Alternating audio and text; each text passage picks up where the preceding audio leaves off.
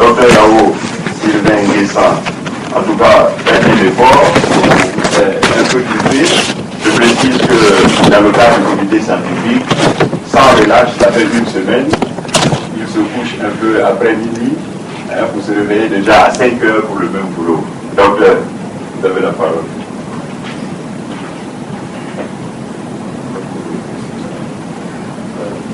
Merci bien, monsieur le vice-président, notre maître de cérémonie.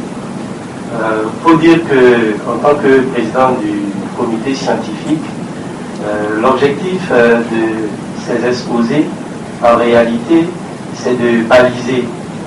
C'est-à-dire qu'on doit pouvoir, au sortir de ce pré-séminaire, savoir à quoi on s'attend lorsque une thématique est abordée.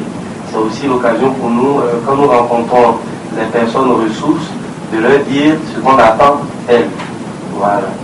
Il est évident que parler de la dimension métaphysique du libéralisme, c'est difficile pour moi, parce que cette conférence est prononcée par mon maître, le professeur Tibi. C'est comme si on me demandait d'ouvrir un chemin à mon professeur. Mais ce que je peux déjà dire, c'est que on a voulu, comme on l'a dit, redonner audience à la pensée. Et pour nous, redonner audience à la pensée, c'est remonter plus loin, aller à la philosophie. Et quand on parle de philosophie, c'est surtout de métaphysique qu'on parle. Parce que chez nous, en philosophie, c'est vrai, il y a plusieurs options, mais c'est surtout la dimension métaphysique qui confère, j'allais dire, le caractère philosophique de la philosophie. Donc ici, il s'agira, je m'essaie, au président, comment on dit ça, au professeur Tibi, de montrer d'où vient le libéralisme. Dans le libéralisme, on a la liberté, mais dans le libéralisme aussi, on a libertin. Comprenez? Donc, on pose l'homme comme un être de liberté. S'il a un être de liberté, c'est qu'il a un être de projet. S'il a un être de projet, ça veut dire qu'il a un être de désir. Donc, s'il a un être de désir, ça veut dire qu'il doit se mettre en action. Donc, fondamentalement, il s'agit ici de réhabiliter l'homme, de montrer que tout homme, pour parler comme Descartes, obéit à deux idées fécondes, c'est-à-dire l'universalité de la raison et la subjectivité connaissante. Tout le monde a une raison, tout le monde est capable de connaître, tout le monde est capable de mener une action et d'atteindre ses objectifs. Le problème qu'on a, c'est que généralement la liberté, lorsqu'elle n'est pas balisée aussi, peut porter atteinte à la liberté d'autrui. Donc il s'agit de voir à travers cette thématique que c'est vrai, j'affirme ma liberté, mais il faut que je reconnaisse dans le visage de l'autre, l'autre de moi-même.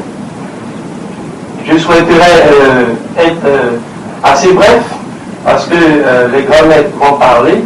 Il s'agit aussi pour moi, en venant à ce pupitre, de brosser un peu la communication de Dr Issis, chef de département de sciences politiques à l'Institut universitaire d'Abidjan et enseignant-chercheur à l'Université de Kokoto au département d'allemand. Éthique économique et managériale dans un contexte libéral. Il s'agira pour Dr Issis de montrer que, bien qu'on soit libéral, avec les exigences nouvelles, avec le positionnement de l'homme désormais au centre de toutes les activités économiques, avec les responsabilités que la société attend des entreprises, des RSE, aujourd'hui on ne peut plus mener une action, une activité économique et penser à son seul profit.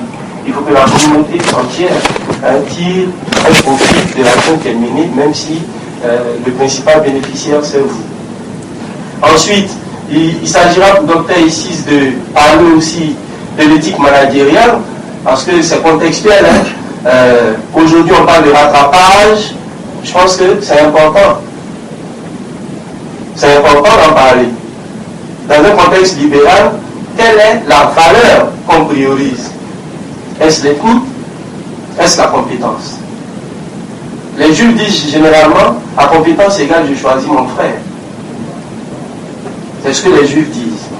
En fait, je veux dire que le débat est lancé.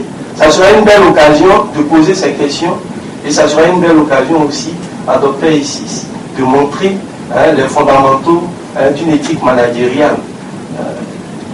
moi j'ai réfléchi, je me suis dit, fondamentalement, est-ce qu'il faut poser le problème en termes de rattrapage? Il faut plutôt poser le problème en termes de comment on adhère à un parti politique.